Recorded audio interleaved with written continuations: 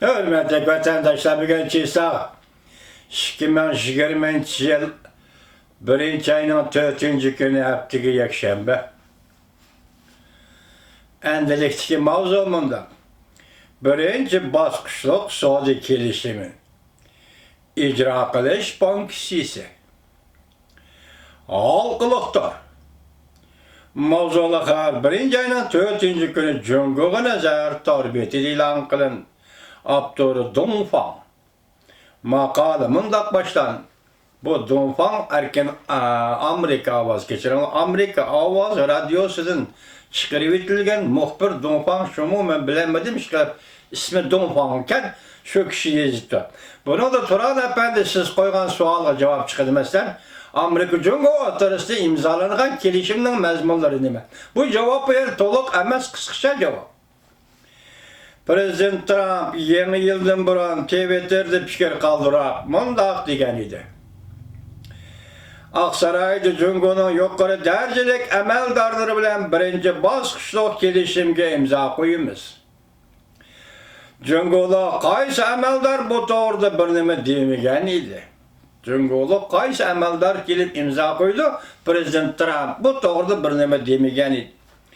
Prezident Trump vədi verib, Beijing'e berib, 2. baskışlık Suudi Kilişimi doğrula söhbət ötküzümüz degeni. Beijing vədi verib, Amerikadan import kılınıdığan tuvar mallarının miktarını köpeytimiz degeni. Vədi verib, Cumhur yanımındaq degen, iqtisatını tədrici halda erkilleştirimiz degen. Rasmıdımı şigep Turan Efendi. Amerika taraf bolsa baş koyuş dairesine kengaytishne to'xtatamiz degani. 1. baskışlık Suudi Kilişimi 5 sahani o'z ichiga oladi. 1. Cumhur Amerikadan import qilishni ko'paytirdi. 2. iqlimlik huquqini qo'g'daydi. 3. pul muomala bozorini echib bitirdi. 4. icra kılış bankisisi maddelerine berip çeteledi. 5. privat siyasi doğrusu da. Dikkat kılın Turan Efendi bir yerde 3 mesele pul muamele bazı neci bitiş. İcra kılış bankisisi maddelerine berip çeteliş. Privat siyasi doğrusu da. Aziz siz bizge nazik dep karıldığanmış 3 mesele değil.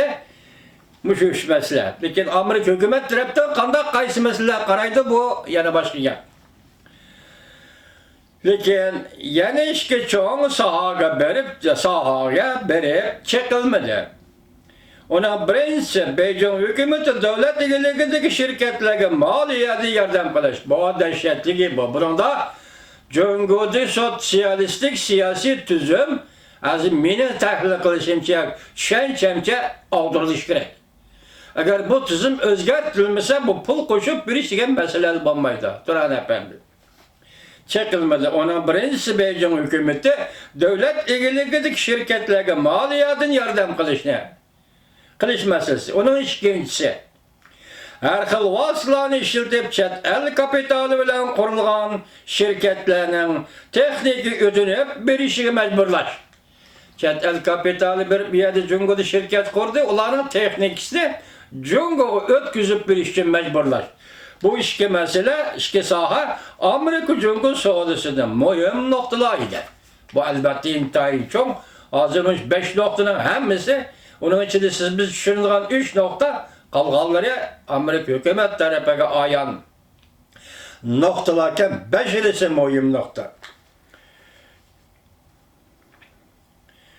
Mühim noktalarıydı. Keyinki söhbeti devamlı söhbet kılınışı mümkün. Müşok yap kalan noktalar keyinki söhbet yani ikinci kıtımlık söhbette yani devamlı söhbet kılınışı mümkün. Kilişimden konkret mezmunu mehbi buldu. Mana Turan Efendi gepmeyenden çıktı. Kilişimden konkret mezmunu mehbi buldu. İki taraf kilişimge imza koygan deyin kiyen ilan kılınıdı. Belki hazırlık için mehbi ama kilişim imza koygan deyin kilişimden mezmunu ilan kılınıdı. Amerika Suudi vekili Leitzer mındak dedi. import qilishni ko'paytirishning so'z iboralarini oshkorlashga bo'lmaydi. Mana bu yerda yana maxfiyat bor degan gap. Import qilish, Amerikadan Jungoga import qilish. Buni son supurlarini yoki shunga munosabatli qonun moddalaridagi iboralarni, so'z iboralarini oshkorlashga bo'lmaydi. Bu maxfiy. Buni Amerika Qo'shma Shtatlarining savdo vakili Leitzer deyapti. Söhbət qatnaşqanlar oshkorlab bundaq deyishdi. Birinchi bosqichdagi kelishimda eng muhim modda ijro qilish punkti ise. Bu to'g'rida azroq tahlil qilgani to'qboshda Turan apandisiniz bor. Kelishimda bundaq belgilandi. İki taraf, ya'ni 3 qatim uda suhbat o'tkazib, talash tartishlarni hal qilamiz. Birinchi bosqichdagi kelishimga imzo qo'yib bo'lgandan keyin, ya'ni iki taraf davamlı uda suhbat o'tkazib, talash tartishlarni hal qilamiz. Agar yana uda 3 qatim suhbat o'tkazib, bir natija o'ttirg'i chiqmasa, savdo vakili Leitzerning so'zi bilan aytganda, Amerika munosib tadbir qo'llanadi. Demak, suhbat bo'lmasa, natijaga erishmasak, Amerika Qo'shma Shtatlari hukumati muvofiq munosib tadbir qo'llanadi. Ya'ni yangidan tamoyilga qo'yish bilan Beijingni jazolaydi. Ondaqda Beijing qanday inkos qaytardi? Xabardor kishilar mundaq dedi. Beijing o'z elish tadbiri qo'llanmaydi. Agar rostla shundoq bo'ladigan bo'lsa, bu burunqi deganlar bilan qaychilishib qoladi. Masalan, burun nim degan litsiyal so'zlab keldirsizlarga qonga qon olamiz, jonga jon olamiz, pimpidovda oxirigacha erishimiz degan. Hozir endi agar bu 3 qatim suhbat ham davomli o'tkazilib bir natijaga erishilmasa, Amerika yana yangidan boshqa shakli bilan jazolasa, lekin Jungo buni inkos qaytarib Amerikadan o'ch olmaydi dedi. Bu yer yana bir gap bor degan gap. Agar o'ch olmaydi degan gap bu burunqi gaplar bilan qaychilishib qoladi deydi biz boshda so'zlagan gaplar. Chunki Prezident Trump har qatim tamoyilni Beijingni o'stirganda Beijing va erishlar Amerika tovarlarga bosh qo'ygan edi.